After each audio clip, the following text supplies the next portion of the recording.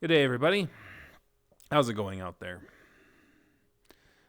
I think for most furries, we know the answer to that question. We've had better weeks. As it turns out, the mean has beaten the Yeen. And for those who don't know what that means, Kamala Harris had a lot of furries before the election and running up to the election kind of leaned into Kamala Harrison's persona being this hyena character with an infectious laugh and things like that. And what they saw in her was hope for the future of people accepting peoples of different race, creeds, colors, sexualities, and gender identities, and hope for the future that people who work hard and get there will be able to be world leaders, be able to be community leaders. And obviously that sort of symbolic hope was dashed on the U.S. election for those folks, and it ended up being that Donald Trump won his second term in office. So we had so Joe Biden just ended up being the eye of the hurricane of this Trump storm that we're dealing with. And at the end of the day, I'm very proud of the furry fandom for as hard as it's been over the past results for this. After the results for this for them, they have sort of stuck to their guns in like saying, I'm not going to change who I am simply because the government decided to change around me, just because the environment changes.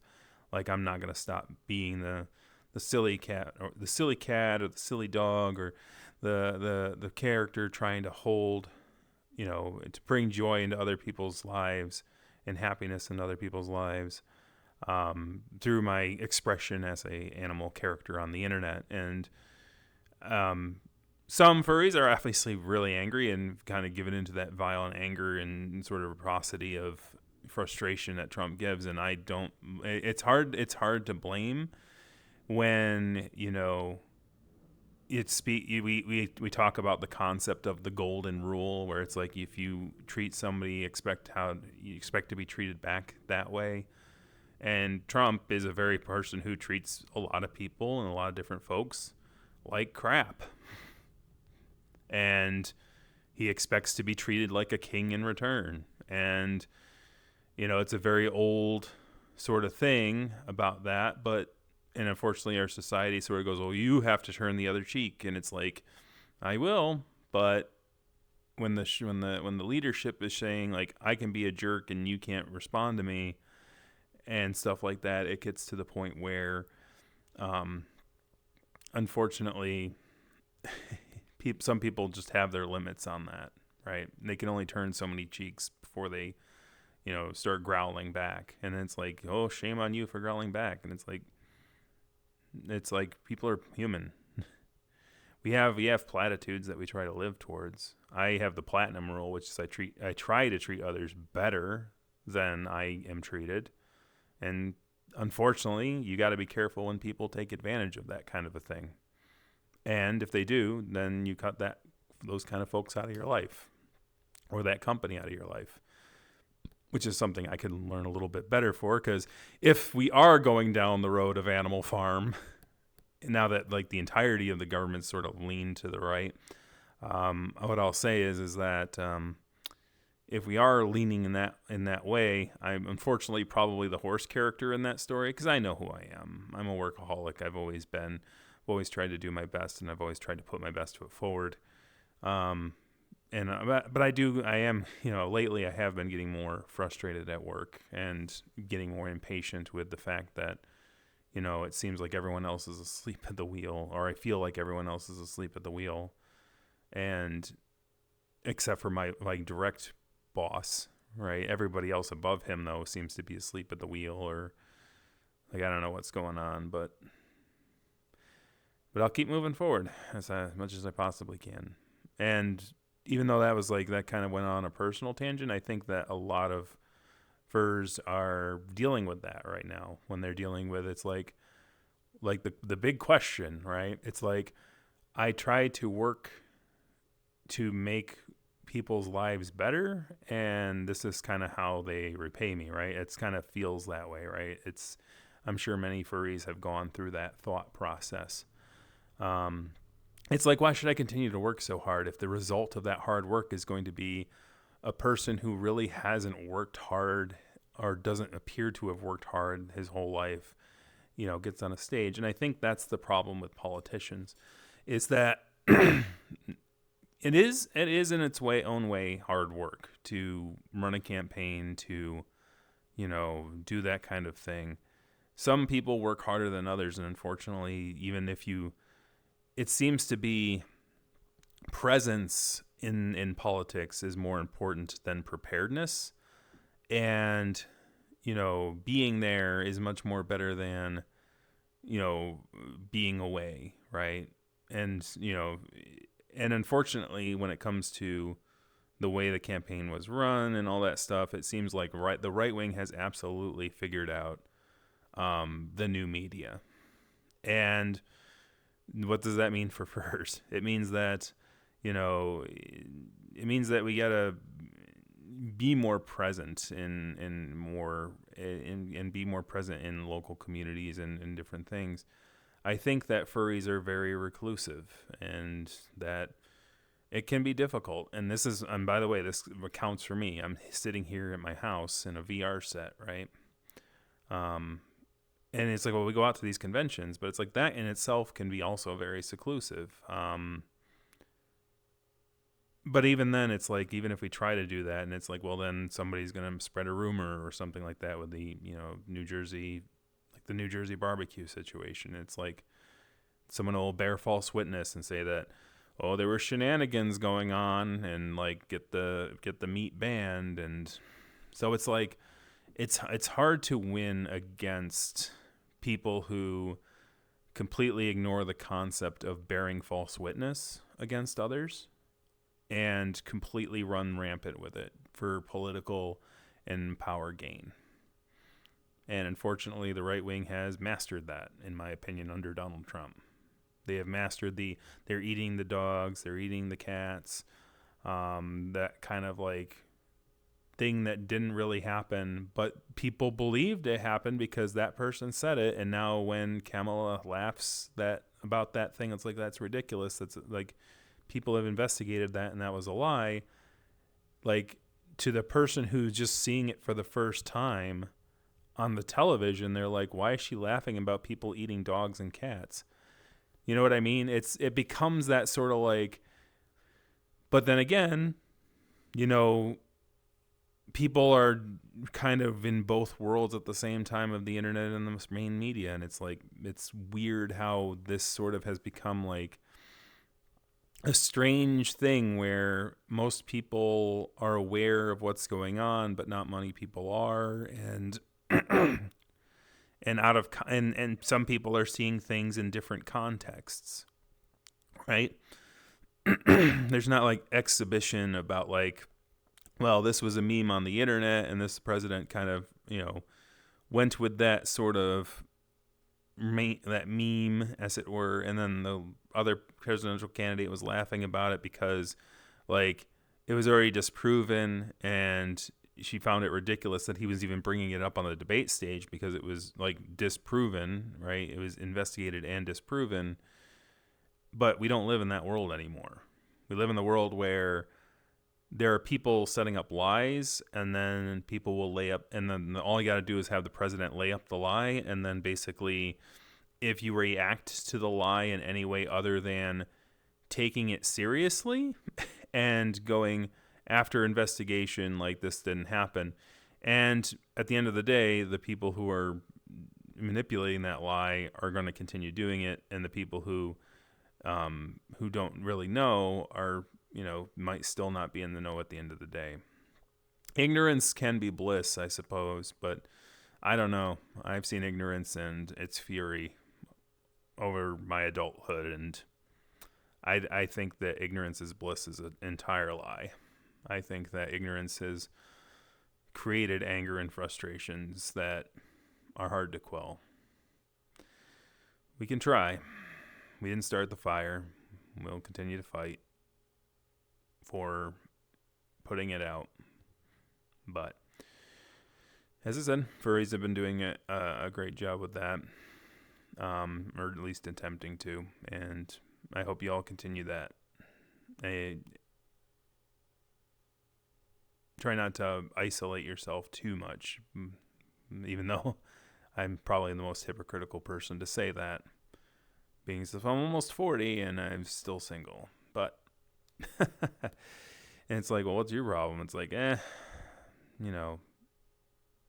never was a people person, and obviously sometimes people show why I'm not a people person, I should say. It's done me well. It served me well. And at the end of the day, my hope is that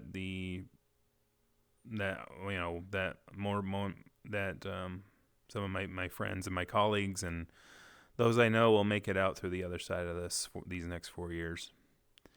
I'm not going to do the whole, like, everybody, hey, don't worry, we'll survive through the next 4 years, because not everybody did the last time when people were making that platitude back in 2016. Not everybody survived after the entirety of Trump presidency. In fact, 1 million Americans died of the thing during Trump's final year as president. There was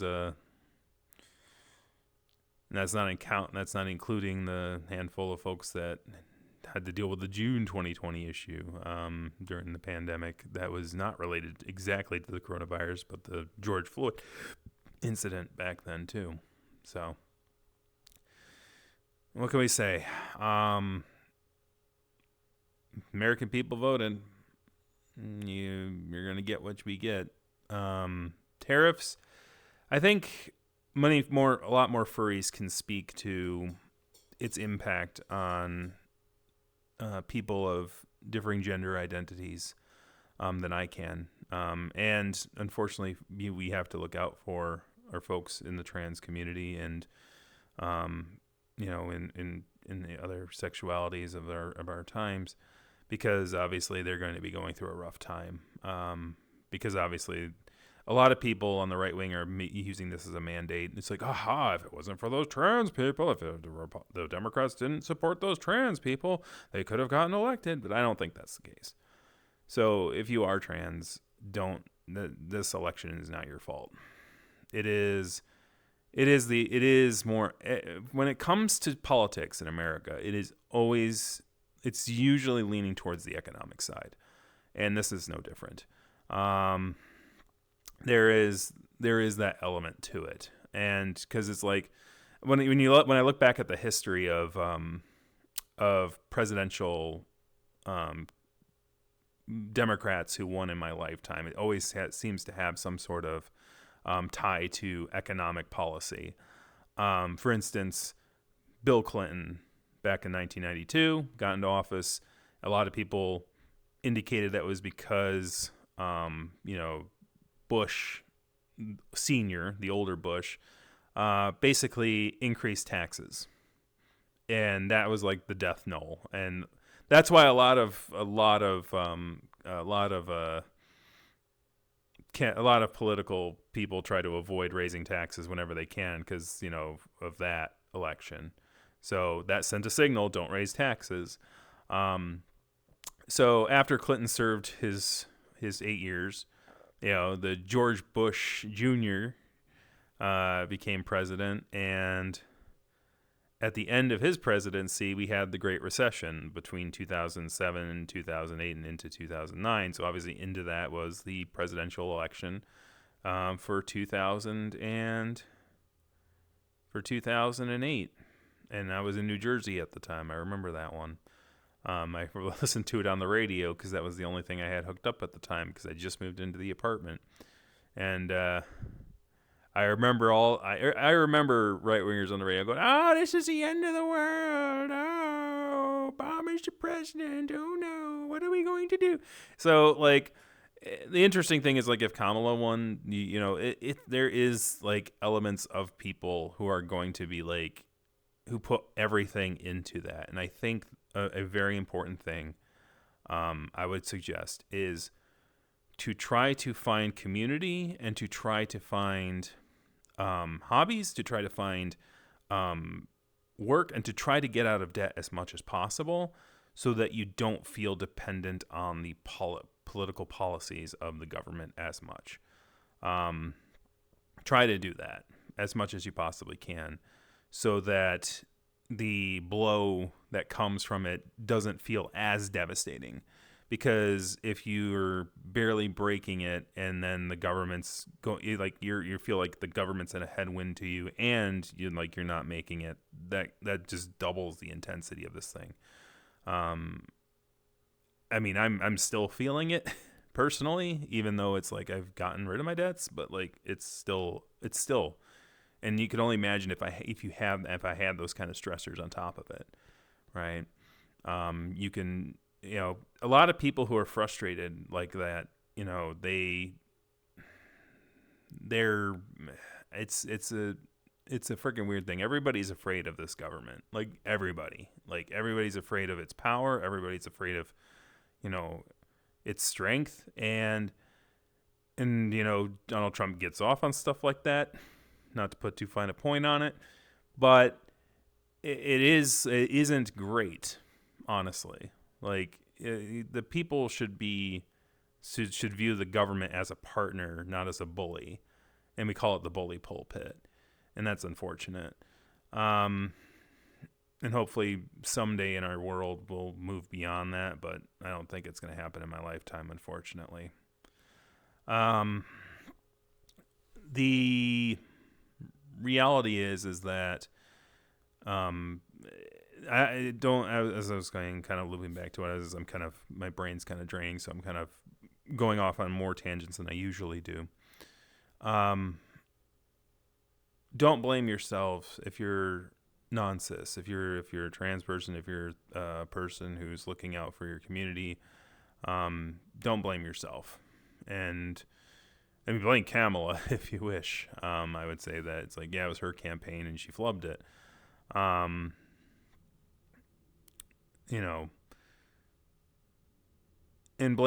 you can somewhat blame greed as well. And what I mean by that is, I'm gonna approach this. So I guess if you know somebody from the right wing, I guess you can. I would say put this as sort of the timestamp, because I want to approach this sort of from an economical standpoint. Because that's sort of the world that I've kind of growing up knowing, because it's in order to survive, you've got to use money most effectively and money manage you have to manage your money so that your money can start to work for you rather than you working for your money. And that's a very important concept, and I do believe that it works. And I'm more of a tortoise than a hare when it comes to that. But I think that if this election proves anything, it's that consumerism has consumed America, and debt-laden consumerism particularly. And I'm not going to blame people for trying to find their vices and trying to find their happiness in their lives. But something was proven during the Biden administration during his term. And it had to do with the fact that they raised interest rates by a few percentage points. And immediately inflation started decreasing. And what that signals to me is when quantitative easing works to stimulate the economy and quantitative tightening and raising interest rates works to stymie, I should say, not stymie, to patent down economic activity, what that tells me is that most people are dependent on debt. And because if it wasn't, it doesn't matter if interest rates are up or down or all around, a person who has money is going to buy something. But the people who are dependent on debt are going to obviously have to take a step back when it comes to purchases. Because here's the thing, a lot of people talked about the grocery stores. A lot of people talked about, the prices of eggs and staples and food and things like that went up. And that is true. But the people who are using debt to pay for those things hopefully they're not, because that's really in a bad spot. Hopefully they get out of that spot. Is that people who use that kind of debt, consumer debt, to buy those staples are not only paying a higher price, but now they're also paying a higher interest rate. And if you're talking about cars, it's like not only do the prices go up on the cars a lot, but now the prices on the debt that you would use to buy those cars has gone up. So your monthly payment for a car might have gone from like $200 ish to like easily $500, $700 for a moderate sized car. Like, and that's how most people see debt. And most people see it as a monthly payment, right? They say when it comes to buying a house or buying a car, it's like, how much is the monthly payment? Now it's like, well, you're blaming Biden for doing that. What do you want, hyperinflation? No, I think Biden did exactly what needed to be done. America, as far as any economy after the pandemic, did the best, bar none, out of all economies. Every single one. We had inflation, yes, but every other country had worse inflation. We had problems. We have, debts. Yeah, it's like they increased interest rates, yes, but no, the sacrifices that other countries are going to have to make due to the worse inflation are probably worse than our combination of debt and inflation that we have.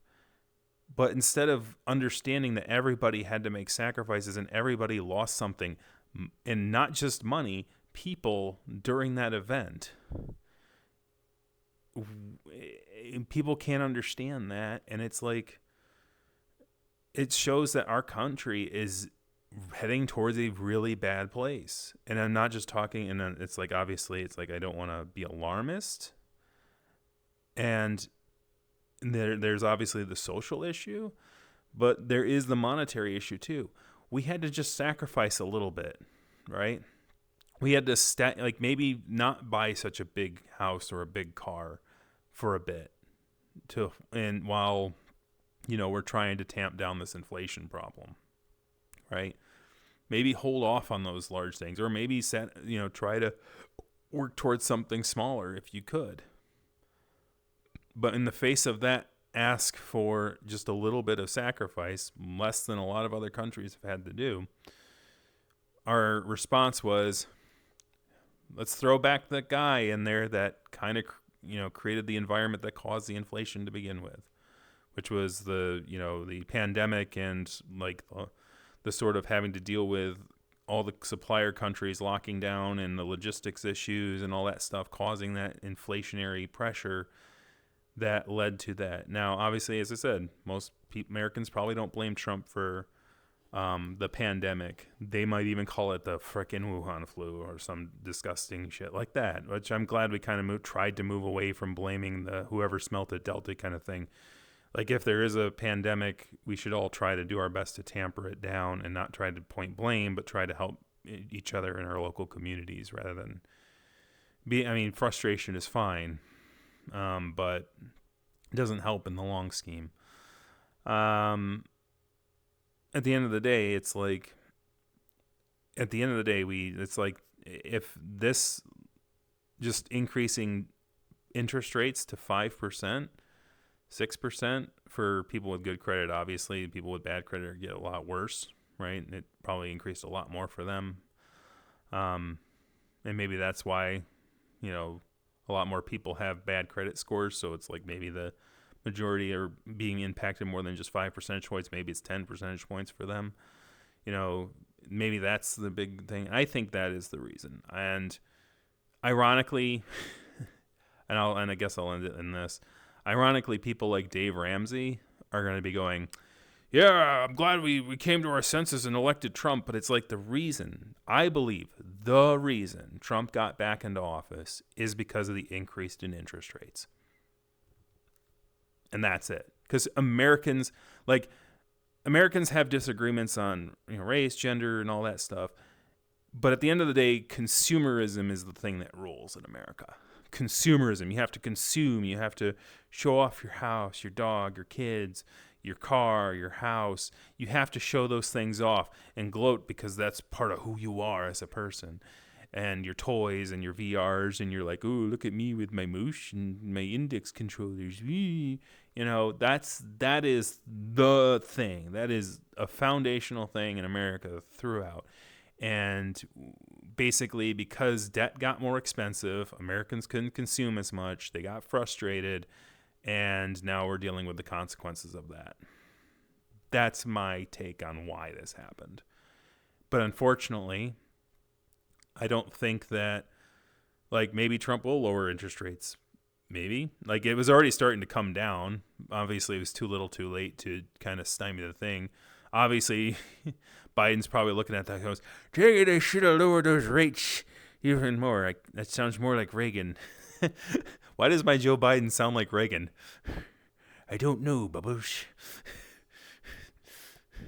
I'm better. My Reagan impression is better than Joe Biden's my Joe Biden impression. Sadly, that makes me sad. Furries will disown me if I start talking like Reagan. Furries will disown me. Anyway, that's a talent that I didn't want to know that I had. Anyways, what I'm saying is, don't for people who are trans and people who are, for my trans furry friends, like, well, I hope that you take care of yourselves, and that we'll help you take care of yourselves as well. If you're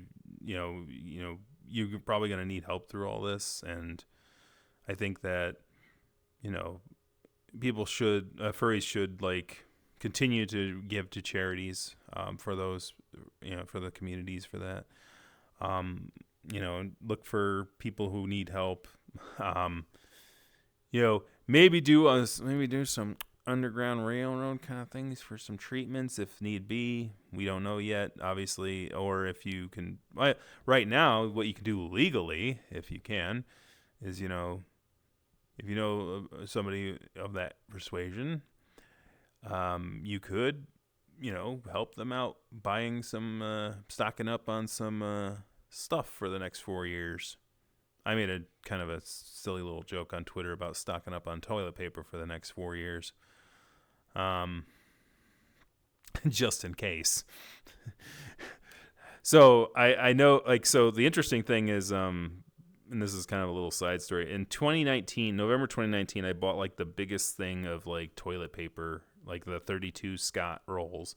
And I just used the last one, I think, earlier this year. Like, it was like January of this year was when I used the last toilet paper of that roll. And I was like, oh, it's an end of an era.